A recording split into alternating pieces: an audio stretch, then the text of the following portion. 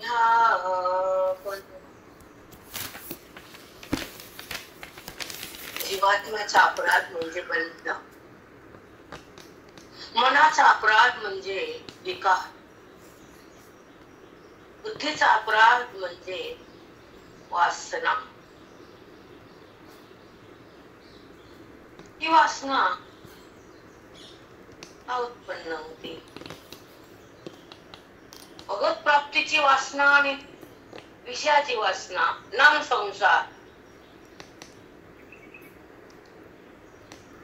जो नाही, ज्याला फल नाही, ज्याचा सुख नाही, ज्याला सत्ता नाही, ज्याला दिसून स्थान नाही, हे जगत आणि तो देह, ते दृश्य आणि तो ब्रह्मयुक्त पदार्थ ज्या वृत्तीला टच होतो, दिसतो, पण तो नसतो, म्हणून जीवात्मा फसतो. त्याचं नाव बंधन.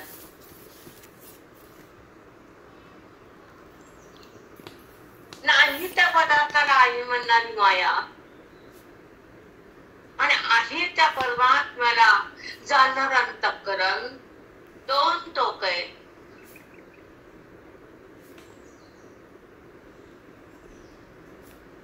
आहे त्या तत्वाची जाणीव होणं आणि नाही त्या जगताचा भ्रम जाणं आणि अंतःकरणात अज्ञान भस्म होणं, वृत्तीचं निराकरण होणं, ब्रह्मविद्या आत घेणं, वेदांताचा रस घेणं आणि आत्मस्वरूपाला सतत भोगणं, तर जीवन मुक्तीचं फल म्हणतात.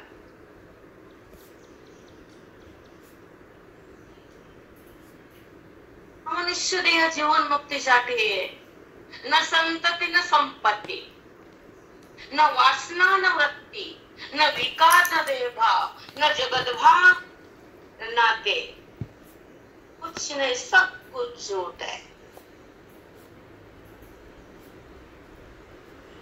झूठ म्हणजे मिथ्या.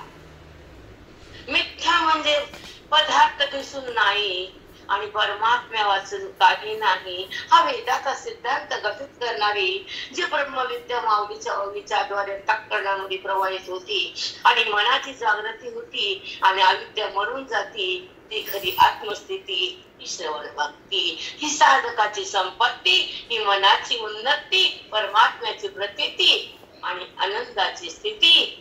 तेव्हा म्हणतात संसाराची माती, अविद्येची माती. संसार म्हणजे जन्म आणि मृत्यू.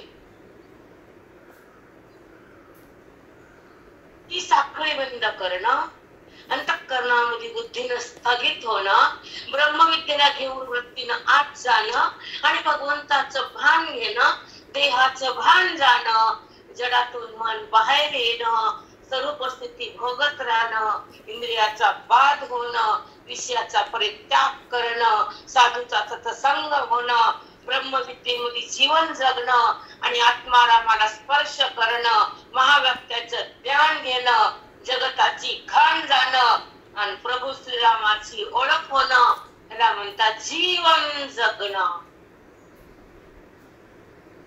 मेलेलं बरं, रोज दुःख सहन करते बाई, रोज विष पेती संसाराचं. तापाचं विष एकदाच मारत, संसाराचं विष क्षणाक्षणाला मारत. दंत त्याला ताणतात, त्या बुद्धीला सुख देतात. संत महान आहेत, ग्रंथ छान आहेत, परमात्मा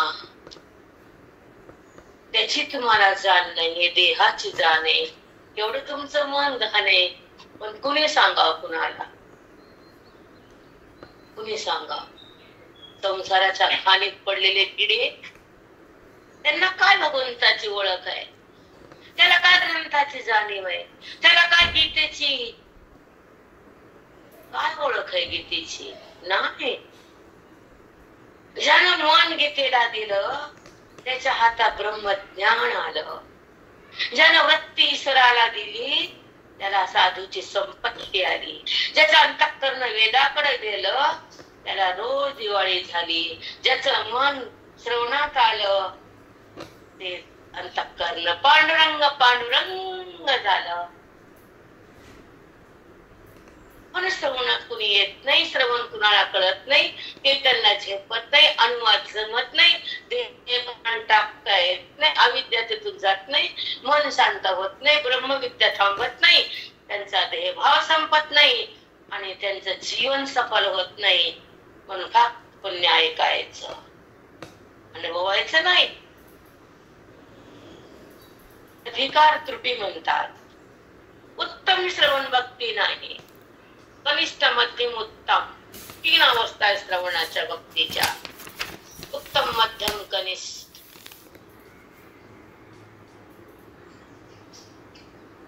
म्हणून अंतःकरणाची अवस्था महान बलवान असावी. तिथं ब्रह्मविद्या नांदत राहावी, स्वरूपाची स्थिती भोगावी, देह स्थिती त्यागावी, आत्मारामाची ओळख व्हावी, जगताची भ्रांती जावी, परमात्म्याची अनुभूती यावी, मनाला रामाची भेट व्हावी, ऐक्याची अनुभूती घ्यावी, भेदाची स्थिती बंद व्हावी, अनुभूती चित्तात नांदावी आणि जगताची भ्रांती पुसावी.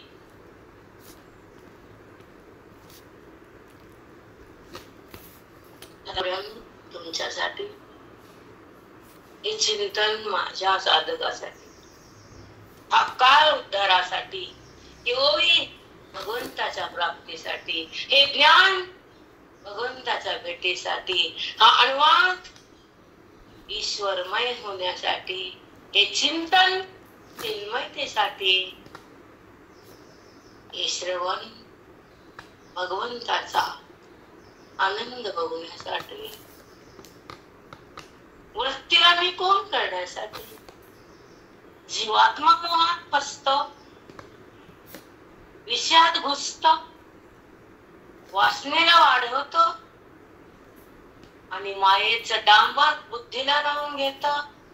आयुष्यात दुःखाचा अहंकार होतो आणि आयुष्य त्याचं नापास होत, मन त्याचं दास होत. अरणात अविद्येचं ठाण केलं, बुद्धीमध्ये अज्ञानाचं ग्रहण झालं, तेव्हा देहाचं भान सतत आलं. बंधन तुम्ही तयार केलं, मोक्षाला तुम्ही हाकलून दिलं. हे जीवन पाणी पाणी झालं, पण जनसंताच्या चरणावर मस्तक ठेवलं, त्याचं अंतःकरण राम झालं. राम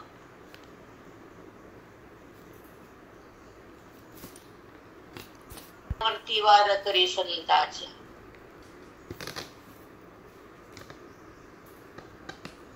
या मस्तकाला संत चरण भेटावे, या हृदयाला वेदाचा बोध भेटावा, त्या मनाला ब्रह्मज्ञानाचा रस कळावा, त्या अंतःकरणाला गीतेचा अनुभव भोगावा, त्याला राम राज्य म्हणावं.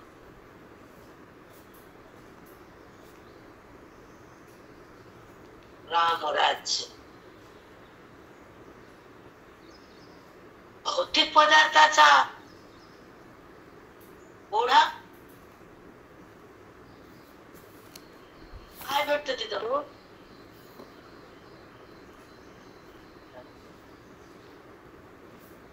मन भौतिक पदार्थाकडे, जगताकडे, देहाकडे, वासनेकडे, नात्याकडे, ब्रह्माकडे, इंद्रियाकडे का का जातात.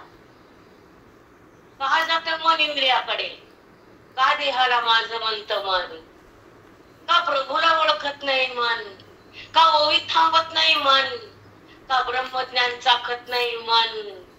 का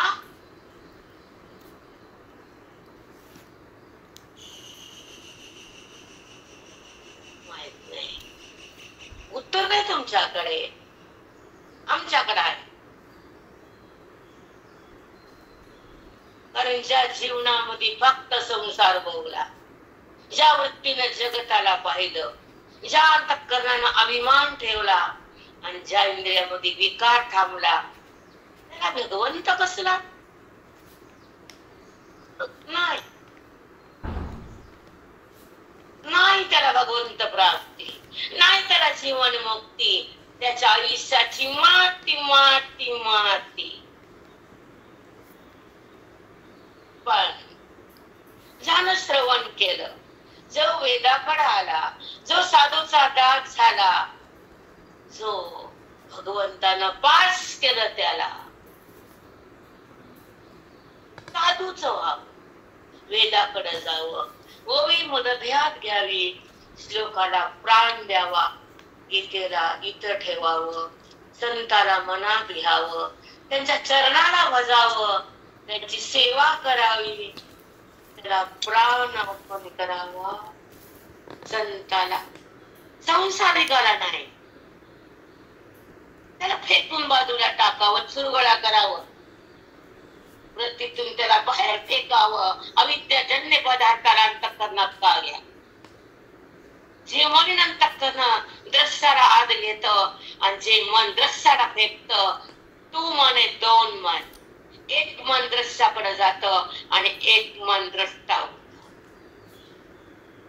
माती काढणार तुम्हाला द्रष्टा होत. संसार भोगला मोरूस तर कळणार का ज्ञान. पिंड आहे का ज्ञानाची, साठवाय ताड्यावर. चिंध्या झाल्या संसार करून बुद्धीच्या चिंध्या. गाळणं केलं गाळणं आणि आधी ते कपड्यांची शिवायला फेकून दिला कपडा त्या टेलरनं. काय करू म्हणलं कपडा शिवून याला. तसं बुद्धीचं गाळणं केलं. संसार करू करू आणि झुरूच होतो. नात्यासाठी मरू मरू. मरावा कुणासाठी? उद्धारासाठी, कल्याणासाठी, साधूसाठी, महावाक्यासाठी, श्रवणासाठी, वेदासाठी, गीतेसाठी, माऊलीसाठी, ओवीसाठी. प्राण जाऊस तर झटावं.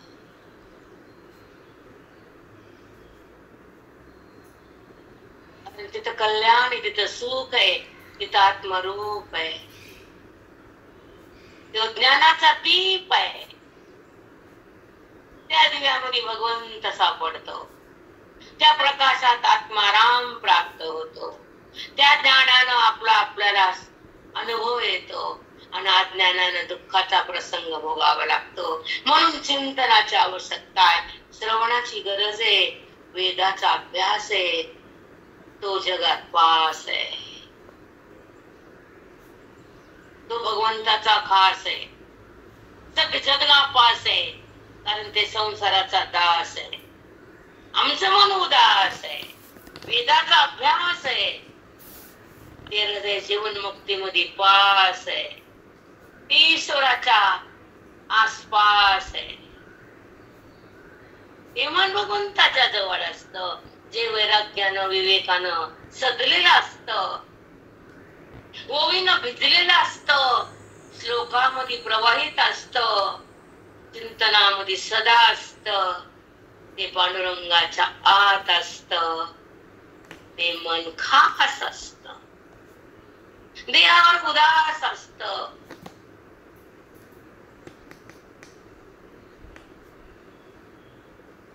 तेच मन राम होत. हर राम मन संसार करत. एक मन राम, एक मन हर राम.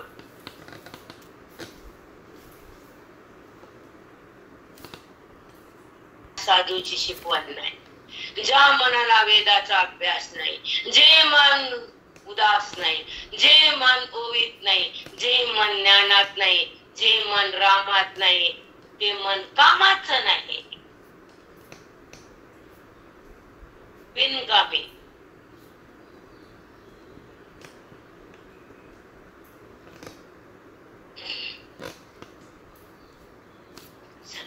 म्हणजे वासना. संसाराला फल नाही, त्याला सत्ताच नाही, ते दिसून खरंच नाही. दृश्य म्हणजे भ्रमयुक्त पदार्थ.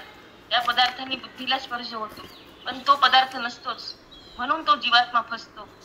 नाहीला आहे म्हणणारी माया आहे, तो नाहीला आहे करतो आणि आहे त्या परमात्म्यापासून दूर होतो. आणि नाहीला आहे म्हणणारी माया असते आणि आहे त्या परमात्म्याला जाणणार अंतःकरण हे पवित्र पावन असतं. त्या अंतःकरणात तत्वाची जाणीव असते. जगताचा भ्रम निराश होतो, अज्ञान भस्म होतं, ब्रह्मविद्या आत घेते, वेदांताचा रस आत येतो आणि तेव्हा आत्मस्वरूप प्रगट होतं. हे जीवन मुक्तीचं फल आहे. विकार, मनामध्ये विकार आहेत, वृत्तीत वासना आहे, हे सगळं खोटं आहे, हे मिथ्या आहे. पदार्थ दिसून नाहीच, परमात्म्यापासून काहीच नाही. ही ब्रह्मविद्या आहे. ही ब्रह्मविद्या साधूच्या मुखातून ओवीच्या श्रवणातून जेव्हा साधकाच्या अंतःकरणात प्रवाहित होते तेव्हा ती अविद्या मरते. ती खरी श्रवण भक्ती, साधकाची उन्नती, मनाची प्रगती, ही आनंद स्थिती तेव्हा होते अविद्येची माती. ती ब्रह्मविद्या जेव्हा अंतःकरणात बुद्धीत स्थगित होते, वृत्तीत त्या जी बुद्धी त्या ब्रह्मविद्येला आत घेते, ती बुद्धी जडातून बाहेर येते, स्वरूप स्थितीला बघते, इंद्रियांचा बाध होतो, विषयांचा परित्याग होतो. अशा ब्रह्मविद्येत जगावं, आत्मस्वरूपाला पाहावं, महावाक्याचा स्पर्श व्हावा, जगताचं सत्यत्व जावं, प्रभू श्रीरामाची ओळख व्हावी, म्हणजे जीवन जगणं म्हणावं. ज्याला रोज सत्संग मिळतो त्याला रोज दिवाळी आहे. ज्या वृत्तीला साधू मिळतात ती वृत्ती ज्ञानमय आहे, तेजमय आहे. जी वृत्ती गीतेमध्ये आहे ती ब्रह्ममय आहे. जे मन श्रवणात आहे ते अंतःकरण पांडुरंग आहे. उत्तम श्रवण जेव्हा घडतं तेव्हा उच्च अधिकारी त्या ब्रह्मविद्येची संपत्ती अंतःकरणात ती बुद्धी त्या ब्रह्मविद्येत नांदते, स्वरूप स्थितीला भोगते, आत्मारामाची ओळख, ऐक्याची अनुभूती येते, भेदाची स्थिती बंद होते, देहस्थितीचा त्याग होतो आणि परमात्म्याची अनुभूती चित्तात नांदते, जगताची भ्रांती पुसते. असं ही चिंतन साधकांसाठी असतं. तेव्हा वृत्तीला मी कोण कळतं. हा अनुभव ईश्वरमय होण्यासाठी आहे. हे चिंतन चिन्मयतेसाठी आहे. हे श्रवण भगवंताचा आनंद भोगण्यासाठी आणि हे जीवन कल्याणासाठी आहे. जीवात्मा भ्रमात घुसतो आणि वासनेला वाढवतो, मायेचा राग त्याला लागतो आणि आयुष्यात तो नापास होतो.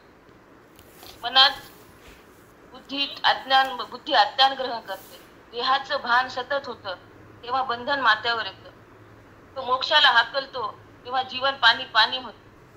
ज्यानं संतांच्या चरणाला मस्तक ठेवलं त्याचं अंतःकरण राम झालं.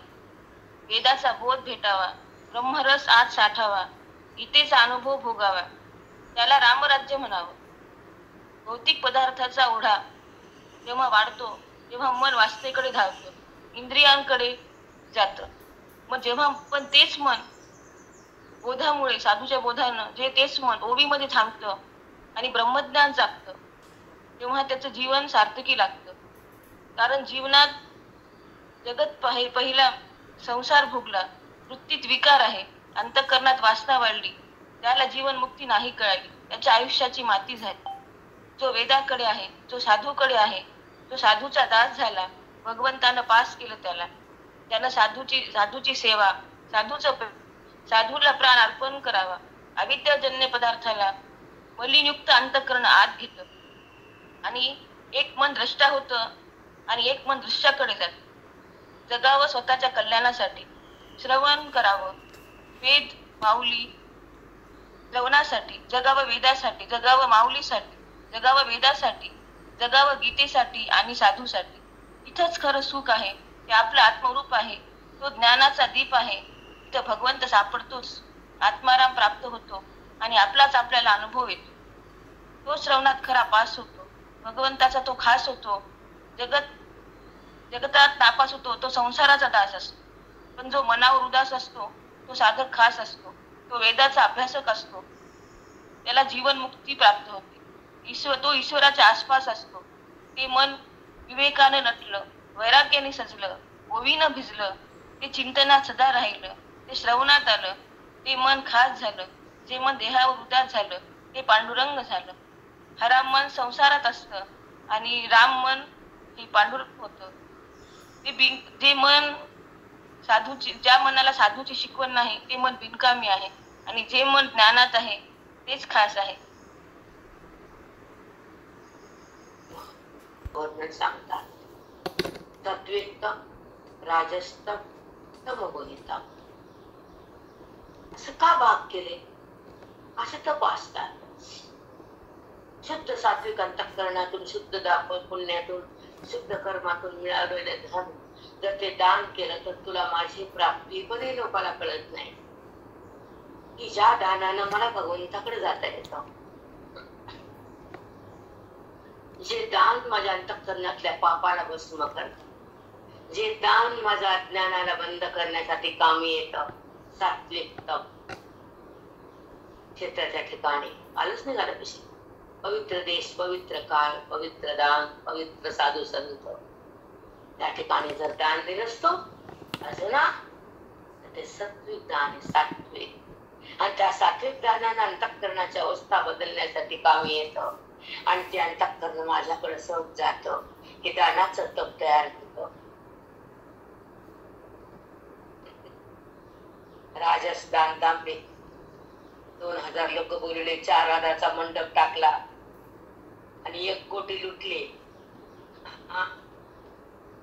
असा महाराज भेटला लुटारू. ते राजस दाखवायसाठी जगाला किती लिखवतो. वा वा बस खाली, वा वा म्हणतो का लिका लिका वा वा. वा वा काय म्हणती, डोक्यात वा आहेत का द्या. वा वा काय, जो महात्मा साधकाला सिद्ध दशेवर नेतो तिथं वा वा म्हणे. जीव विरध्यामध्ये पेरून देतो, ज्या मनात घाण काढतो, ज्या बुद्धीचा मल संपतो, ज्या अंतःकरण बाधित होतं, ज्या त्या आयुष्याचा संगम, त्या आयुष्याचा काळ पवित्र बनतो श्रवणाच्या माध्यमातून. ते श्रवण घडतं ओवीतून. तो महात्मा त्या जीवाला परमात्मा करतो. तिथं वा वा म्हण. 3000 काय वा, 4000 लुटायला गोळा केले, लुटायला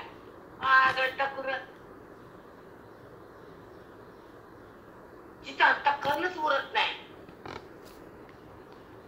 तिथं पैशाचा हेतू मांडला जात नाही, तिथं ज्ञानेश्वरी मार्केट होत नाही, तिथं मोक्ष वाटल्या जातो. मोक्ष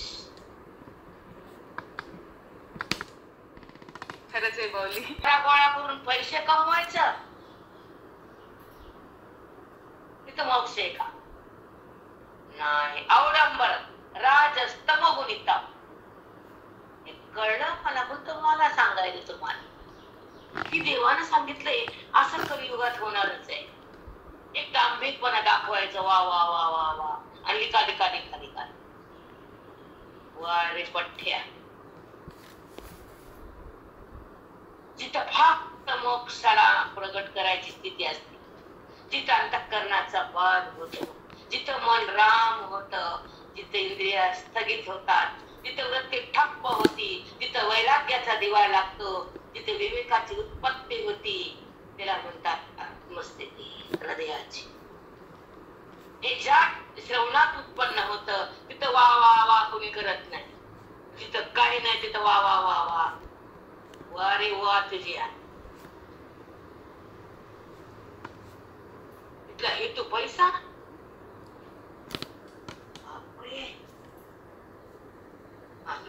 असल आत्मकल्याण नतमस्तक तुमच्या पायात. पण जिथं हेतू पैसा मनात ठेवून कार्य परमार्थाचं होतं, अधःपतन येते. पण जिथं बुद्धीला तो मिळतो, मी कळतो, तो मिळतो, मी कोण कळतो. हे श्रवण मंगल असतं, ते माध्यम ज्ञानेश्वरीचं असतं, ते चिंतन ओवीचं असतं, तो भक्त हास असतो. तिथं अज्ञान भस्म होत, तिथं ज्ञान प्रवाहित होत, ते हृदयात स्थगित होत आणि मन चिन्मय होत. ते श्रवण अनमोल ठरत. तिथं पैसा माध्यम नाही, तिथं कमाईचं स्थान नाही, ते आमच्या गुरुजीचं स्थान आहे, लक्षात ठेवायचं. तिथं आमचे गुरुजी येतात. तिथं पैसा माध्यम नाही, तिथं गुरुजी.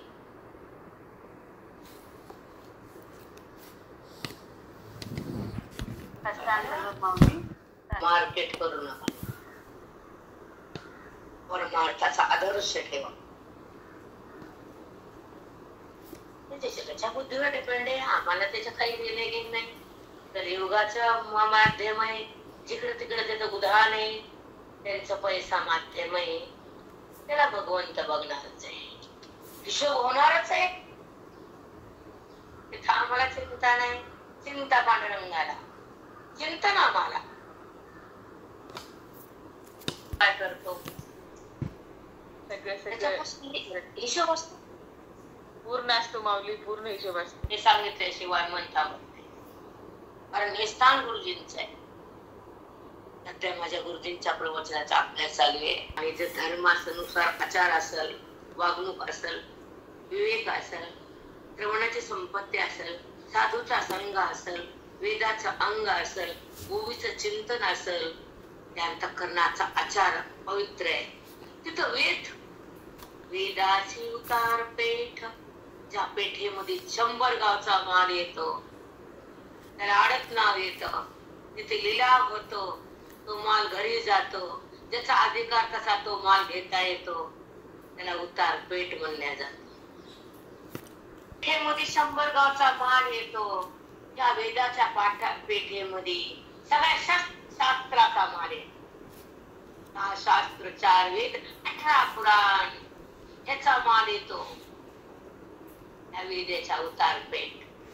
मला प्रश्न पडायचा, अशी वाणी का बोलती? कारण वेदाची उतार पेठ, तर वेद उतरतात खाली येऊन त्या अंतःकरणावर आणि वाणीतून साधकाच्या हृदयात पोहोचतात. आणि साधकाचं अज्ञान भस्म करतात, विचाराला तिथं ठेवतात, अविचाराला बाहेर काढतात, देहभावाला बंद करतात, आत्मानुसंधान आणून देतात.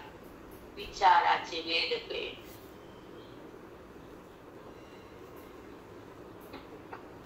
श्रेष्ठ भक्ती, त्याच्या पुढे संपूर्ण प्रमाण श्रवणाच्या माध्यमातून स्वरूपाची चित्त प्रगट होते. भगवंत हृदयात प्रगट झाला, कोणचा परमार्थ राहिला सांगा?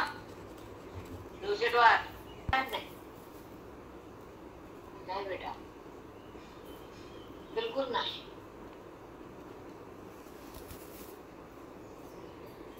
गीतेसारखा महान ग्रंथ नाही. मग विश्वामध्ये गीतेला खूप स्थान आहे. गीता, भागवत, ज्ञानेश्वरी 3 प्रस्थानत्रयी आपल्या धर्माची. हिंदू धर्माची 3 प्रस्थानत्रयी आहे, गीता, भागवत, ज्ञानेश्वरी. आणि तो ग्रंथ आपल्या चिंतनाचा विषय आहे सध्या. काय भाग्य.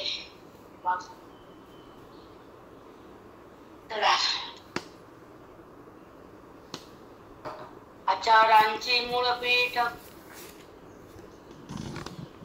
तो धर्माचं आचरण करतो आयुष्यात, अधर्माला मागत नाही. वेदाची उतार पेठ, तिथे वेदाची पेठ तयार होती, उतार पेठ. वेद त्या हृदयात उतरतात अंतःकरणात.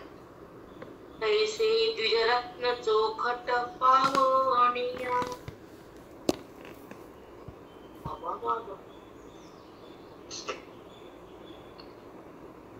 द्विज म्हणजे ब्राह्मण, चोखट म्हणजे पवित्र. असं पवित्र ब्राह्मणाला जेव्हा दान दिलं जातं तर ते दान पुण्य फलाला येतं.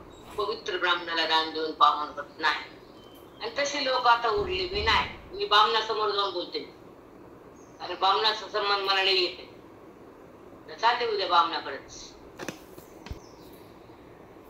त्याला नीट वागता येतं. वेदाची शान असावे, गीतेचं ज्ञान असावं. इकडे कसा तोंड घालावं? इथे ठेवलं तिथे ठेवलं, मरण पुस्तक गेला हातात. ठाई वित्ता मग तयाचे ठाई वित्ता, निवृत्त व्हावे स्वसत्ता. परी प्रिया पुढे कांता दिघे जैसे. मग प्रिया पुढे कांता दिघे जैसे. पतिव्रता असते, पतीला अनुसरून जेव्हा सर्व वस्तू त्याला बलिदान करते तर तिची सत्ता उरत नाही.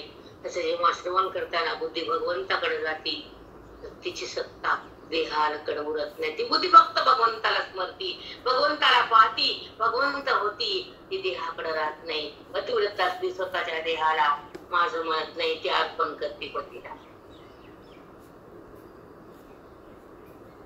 हो माऊली, छान. तिला देहावर सत्ता राहत नाही. बघा, ऐका, काय वाचतात बाया, मला कळतच नाही. मग तो याचे ठाई निघता, निवृत्त वाणी स्वसत्ता. तिला देहावर सत्ताच राहत नाही. ते पतिव्रतेला तिचा देह त्याला दिलेला असतो, स्वसत्ता नाही. तसे ज्या बुद्धीमध्ये वेदाचे चिंतने, मना श्रवणे, बुद्धीमध्ये ब्रह्मभावाची जाणे, तिला देहाची सत्ता उरत नाही.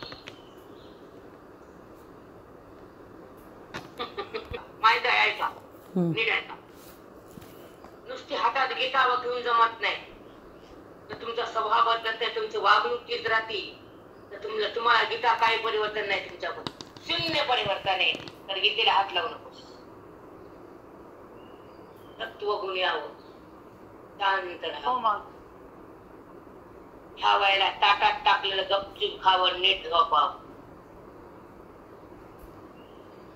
व्यवहार जागाच नसतो बुद्धीमध्ये गीतेचं बल म्हणजे. कोण खायलं, काय खायलं, कसं खायलं माहित नाही. बिलकुल नाही. दुपारची वेळ झाली, टाकायचं पोटात, पाणी प्यायचं, शांत राहायचं. जे समोर असेल त्यामध्ये असं 12 वर्ष करून बघा. गेले म्हणून सांगते, मुनवाणी बोलती, ऐकून वाचून नाही, वाचून बी नाही ना ऐकून पण नाही. करून बघा.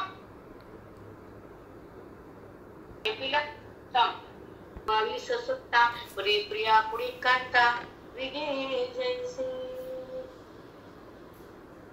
बघा जसं पतिव्रता आपल्या शरीराला सुट्टा ठेवत नाही आणि पती समोर जाते, तसं त्या दान देताना त्या दानावर मन राहणे ते त्याचं होत, त्याला देत. ते मी नाही दिलं, त्यांचं होत. तसा देह माझा नाही, त्यांचा होता, त्यांना अर्पण आहे. हा धन ब्राह्मणाला अर्पण आहे, त्यांचे, त्याच्यावर माझी सत्ता नाही. ते सात्विक तप आहे. भगवंत बोलले माऊली ज्ञानोबा कृष्ण परमात्मा दोघं एकच आहे, दोघं एक आहे, दोन नाही. किती छान उभी लागली माऊली, किती छान उभी लावून दिली. पेटे तशा वैदिक ब्राह्मणाला जर दान दिलं तर ते त्यांचं होतं, माझं नव्हतं, अशी त्याची स्वसत्ता त्याच्यावर नाहीये. त्याची सत्ता त्याची, त्यांच्याकडे गेलं, मी खुश झाले. काल गुरुंना फोन केला, निष्काम जीवे भूम्याधिकार पावे, किंबहुना हवे मेदावे उठो. ऐसे निष्काम जीवे, तसं त्या जीवाला निष्काम ठेविले तया. कारण ग्रंथ असे घेऊन आणि निघाले. ठेविले तया देऊन होई जी उतराया, नाना हडपे विडाराया दिदला जैसा. नाना हडपे विडाराया दिदला जैसा. राजाच्या सेवकानं राजाचं जीवन झाल्यावर राजाचा विडा राजाला दिला, तसं तुमचंच धन तुम्हाला दिलं. हे सात्विक मन कामी आलं आणि त्या मनाला त्या भगवंताची जाणीव झाली.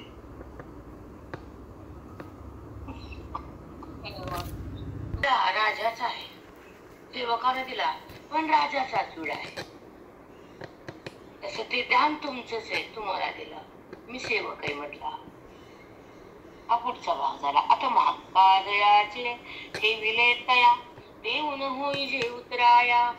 हे तुमचं होतं, हे तुम्हाला द्यायला, देऊन मी उतराय व्हायला. ही भावना ज्यांची असती ते सात्विक जाणवून येतात, माझी प्राप्ती करून घेतात, असं भगवंत इथून आपल्याला बोलतात.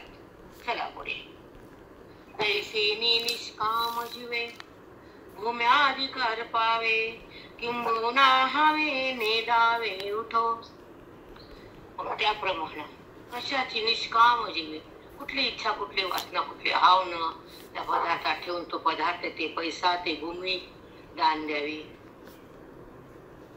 आणि भूम्याधिकार पावे, किंबहुना हवे नेदावे उठी. उंची हाव त्या पदार्थाबद्दल नसावी आणि ते दान निष्काम द्यावं. मग त्या मनानं भगवंताकडे जावं, असं भगवंत बोलतात. असं भगवंत छान सांगितलं. जया ते ऐसिया पहावे, जया घेतले मुचावे काय सेनी.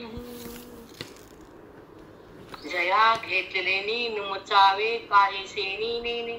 ज्याला दान दिलं त्यानं कधीतरी आपला वापस करावं, पण त्या निमित्तानं असल्याला देऊ नये. ज्याला दिलं तर त्याच्याकडे पुन्हा त्याला देताच येऊ नये, अशा अवस्थेत दान द्यावं. ते दान पाहून होतं ते आपला वापस देऊ शकत नाही, कोणचं निमित्तानं त्याला परतफेड होत नाही.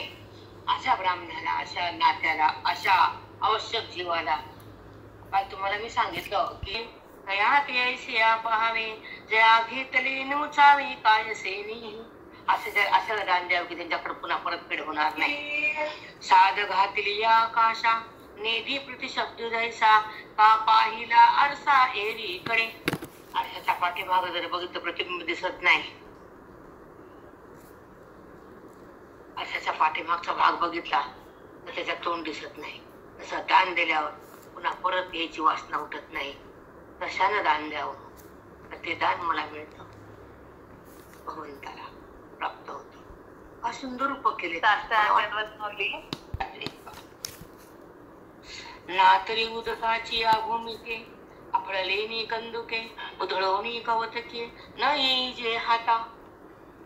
उधळवणी कौतुके न येई जे हाता. पाण्यावर चेंडू मारला तर तो वापस येत नाही आणि भिंतीवर मारला तर तो ते राहत नाही, वापस येतो. तसं दान दिलं तो वापस येत नाही. ते सात्विक दान. किती छान दृष्टांत. बापरे, पाण्यावर मारलेला चेंडू खरंच परत. एक मिनिट. नाना वसो घातला चोरू माथा तुरंबिरा बुरू न करी प्रत्युपकारू जिया परी. नाना वसो घातला चारू. चारू चारू म्हणजे चारा. प्राण्याला चारा घातला तर त्याच्याकडनं अपेक्षा आपण तुम्हाला घालील असं अपेक्षा करतो का आपण? गाईला म्हशीला पेंट टाकताना कडवा टाकताना ते मला वापस खायला देईल असं मग. वसो घातला चारू माथा तुरंबिला बुरू न करी प्रत्युपकारू जिया परी. न करी प्रत्युपकारू. ज्या प्राण्याला आपण चारा घालतो तो प्राणी तुम्हाला चारा वापस देत नाही, तसं तो आपला उपकार फेडत नाही. अशाला आपण दान द्यावं. ते दान वापस घ्यायची इच्छा ठेवू नये. तर ते दान सात्विक होतं आणि त्या दानाने माझी प्राप्ती होती अशी माऊली ह्या ओळीतून बोलती. चला 8:30 वाजले, थोडं जास्त टाइम घेतला मला. विठ्ठल श्री गुरु ज्ञानदेव तुकाराम. तुम्ही सांगा